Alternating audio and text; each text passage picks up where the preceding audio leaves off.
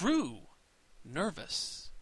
Very, very dreadfully nervous I had been and am, but why will you say that I am mad? The disease had sharpened my senses, not destroyed, not dulled them.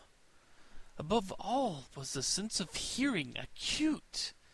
I heard all things in the heaven and the earth. I heard many things in hell.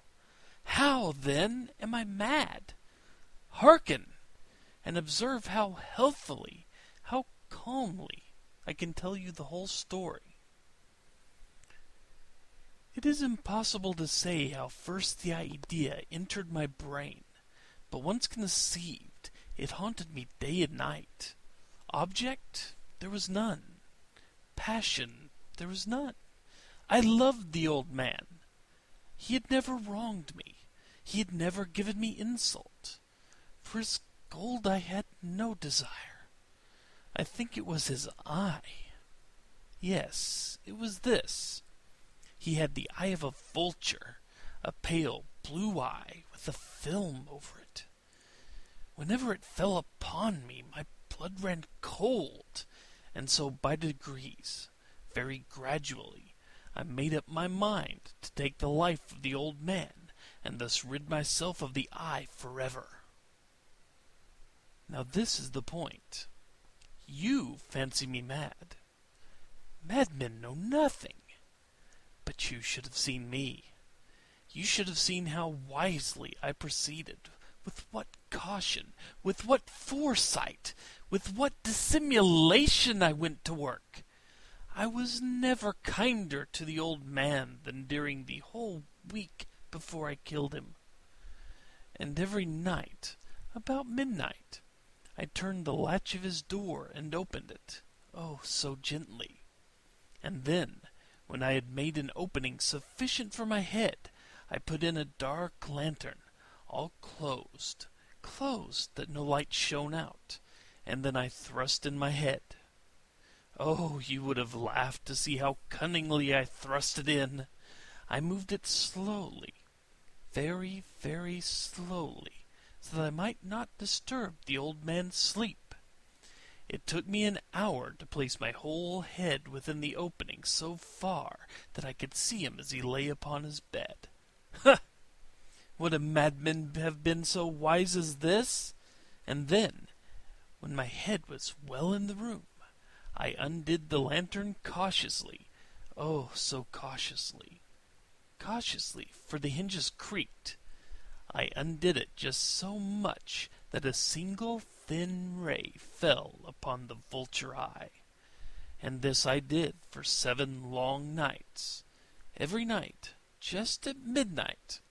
But I found the eye always closed, and so it was impossible to do the work. For it was not the old man who vexed me, but his evil eye. And every morning, when the day broke, I went boldly into the chamber and spoke courageously to him, calling him by name in a hearty tone, and inquiring how he has passed the night. So you see, he would have been a very profound old man indeed to suspect that every night, just at 12, I looked in upon him while he slept. Upon the 8th night I was more than usually cautious in opening the door. A watch's minute hand moves more quickly than did mine. Never before that night had I felt the extent of my own powers, of my sagacity. I could scarcely contain my feelings of triumph. To think there I was, opening the door, little by little, and he not even to dream of my secret deeds or thoughts. I fairly chuckled at the idea, and perhaps he heard me, for he moved on the bed suddenly as if startled. Now you may think I drew back, but no. His room was as black as pitch with the thick darkness, for the shutters were close-fastened, through fear of robbers, and so I knew that he could not see the opening of the door, and I kept pushing it on steadily, steadily. I had my head in, and was about to open the lantern, when my thumb slipped upon the tin fastening, and the old man sprung up in bed, crying out, "Who's there?" I kept quite still and said nothing. For a whole hour I did not move a muscle, and in the meantime I did not hear him lie down. He was still sitting up in the bed listening, just as I have done, night after night, hearkening to the death watches in the wall. Presently I heard a slight groan, and I knew it was the groan of mortal terror. It was not a groan of pain or of grief. Oh, no. It was the low stifled sound that arises from the bottom of the soul when overcharged with awe. I knew the sound well. Many a night, just at midnight, when all the world slept, it has welled up from my own bosom, deepening with its dreadful echo the terrors that distracted me. I say I knew it well. I knew what the old man felt, and pitied him, although I chuckled at heart. I knew that he had been lying awake ever since the first slight noise, when he had turned in the bed. His fears had been ever since growing upon him. He had been trying to fancy them causeless, but he could not. He had been saying to himself, "It is nothing but the wind in the chimney. It is only a mouse crossing the floor," or "It is merely a cricket which has made a single chirp." Yes, he had been trying to comfort himself with these suppositions, but he had found all in vain. All in vain, because death, in approaching him, had stalked with his black shadow before him and enveloped the victim. And it was the mournful influence of the unperceived shadow that caused him to feel, although he neither saw nor heard, to feel the presence of my head within the room. When I had waited a long time, very patiently, without hearing him lie down, I resolved to open a very, very little crevice in the lantern. So I opened it. You cannot imagine how stealthily, until at length a simple dim ray, like the thread of the spider, shot out from the crevice and fell upon the vulture eye. It was open, wide open, and I grew furious as I gazed upon it. I saw it with perfect distinctness, all a dull blue, with a hideous veil over it that chilled the very marrow in my bones. But I could see nothing else of the old man's face or person, for I had directed the ray, as if by instinct, precisely on the damned spot. And have I not told you that what you mistake for madness is but over-acuteness of the sense? Now, I say, there came to my ears a low, dull, quick sound, such as a watch makes when enveloped in cotton. I knew that sound too well. It was the beating of the old man's heart. It increased my fury, as the beating of a drum stimulates a soldier into courage. But even yet, I refrained and kept still.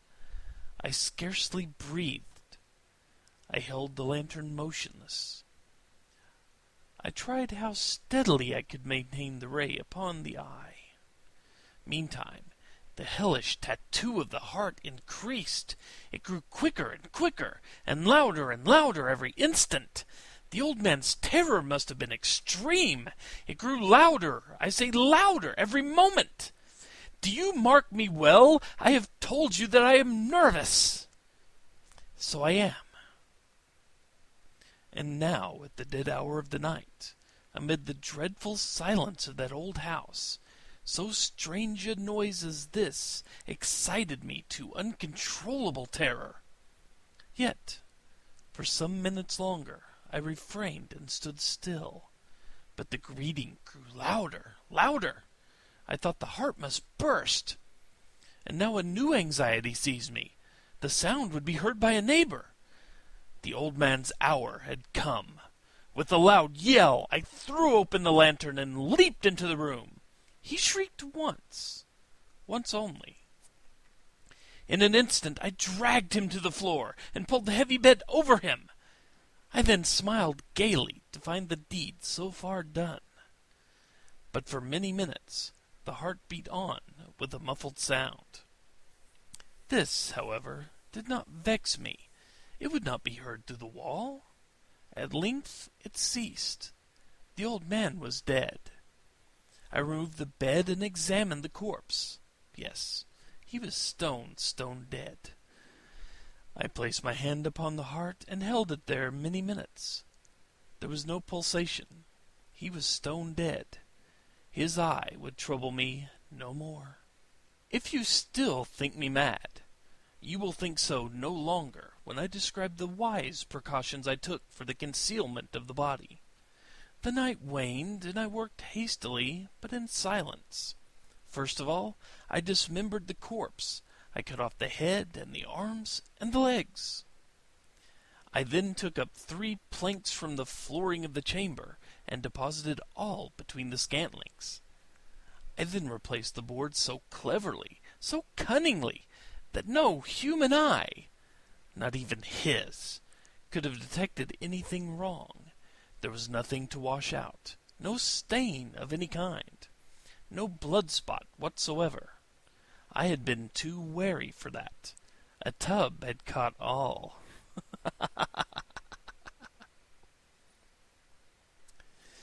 When I had made an end of these labors, it was 4 o'clock, still dark as midnight.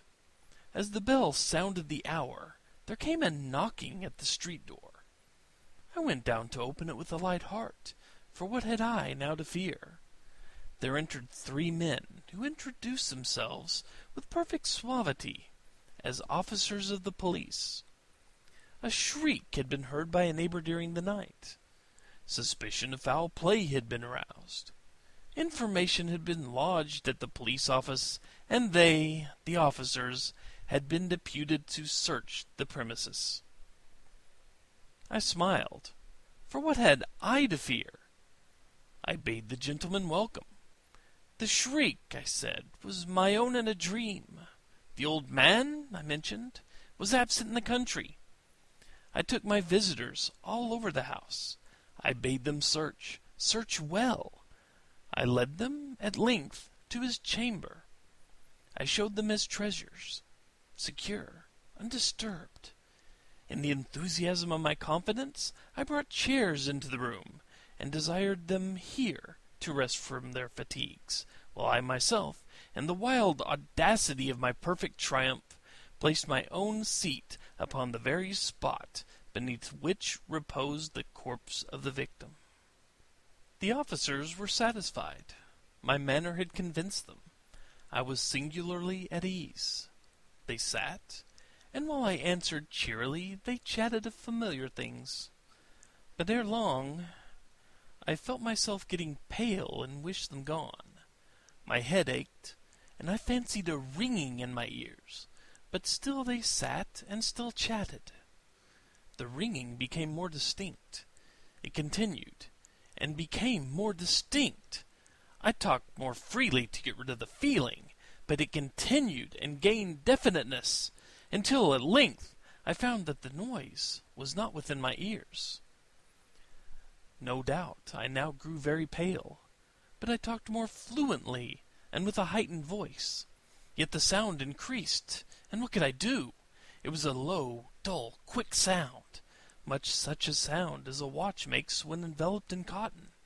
I gasped for breath, and that the officers heard it not. I talked more quickly, more vehemently, but the noise steadily increased. I arose and argued about trifles, in a high key and with violent gesticulations, but the noise steadily increased. Why would they not be gone? I paced the floor to and fro with heavy strides, as if excited to fury by the observations of the men, but the noise steadily increased. Oh God! What could I do? I foamed, I raved, I swore. I swung the chair upon which I had been sitting and grated it upon the boards, but this noise arose over all and continually increased. It grew louder, louder, louder, And still the men chatted pleasantly and smiled. Was it possible they heard not? Almighty God! No, they heard, they suspected, they knew! They were making a mockery of my horror! This I thought, and this I think. But anything was better than this agony. Anything was more tolerable than this derision. I could bear these hypocritical smiles no longer. I felt that I must scream or die. And now again, hark! Louder, louder, louder, louder! Villains! I shrieked. Dissemble no more! I admit the deed! Tear up the planks! Here! It is the beating of his hideous heart!